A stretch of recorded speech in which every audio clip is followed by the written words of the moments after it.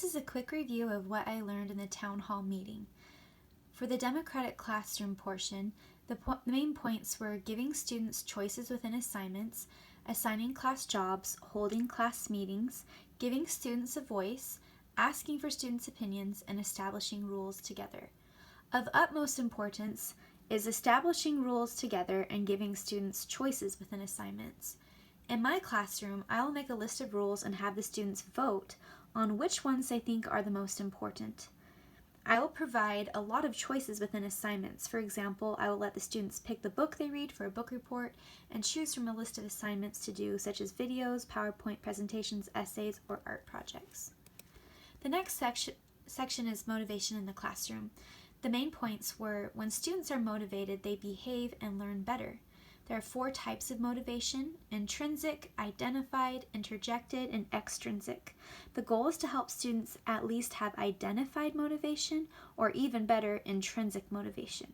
We can do this as teachers by having relevance in our lessons, keeping students interested, helping them feel satisfied, and establishing expectancy.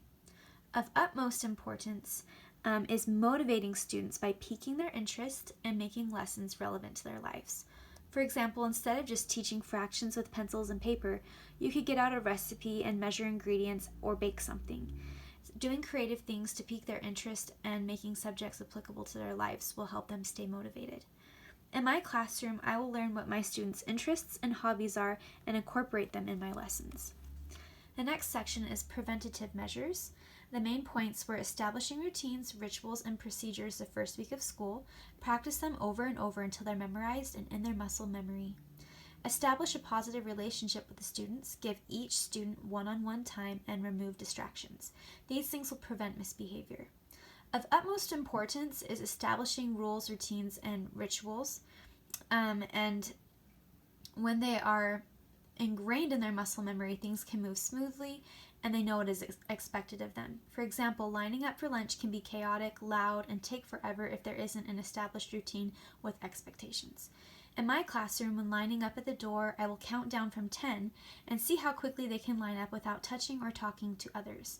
When it's time to clean up art supplies, I will set a timer and they will quickly put things in their proper places. And another procedure would be tucking in their chairs when they leave their desks. The next section is interventions. The main points were the 3-step response plan. This starts with providing situational assistance if a child is misbehaving.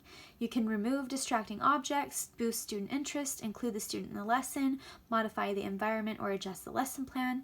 If that doesn't work, you can use mild responses, such as nonverbal signals, such as proximity or the look. Verbal responses, you could use positive phrasing to remind the student what they should be doing, ask them what they should be doing, or give a verbal warning. And then last of all, if that doesn't work, you can move to moderate responses, where you withdraw privileges, change seat arrangements, place the student in timeout, or even contact the parents if you have to. You should follow the principle of least amount of intervention, and you should try to stay calm and collected so that you don't escalate the problem. Of utmost importance is making sure the students understand why you're correcting their behavior, and explain to them that you're correcting their behavior to keep them safe and to help them learn, not to get them in trouble or be mean to them. In my classroom, I will give 3 verbal warnings, then send them to stop and think chair if that doesn't work, and then at that chair they will fill out a form where they write about what they did wrong and what they will do differently next time, and then I'll have a discussion with the student and make sure they know I care about them. Last of all is the learning environment. Plan the structure and layout of your classroom before school starts. Keep the classroom clean and organized, and the teacher should strive to create a warm and welcoming environment with their attitude, such as using the growth mindset, talking kindly, never using sarcasm, and things like that. Of utmost importance is treating the students like people, not just kids. Validate their feelings, listen to their ideas, appreciate their comments, help them feel valued and cared for, treat them how you would want to be treated. This creates a positive learning environment. In my classroom, I want it to be very quiet and peaceful. I want to teach my students how to keep their volume down low so that everyone can focus. And I want to be strategic about where I assign my students to sit so that they can focus. So that's a wrap on the things I learned from the town hall meeting. I've learned so much from this class and I've loved it so much. Thank you.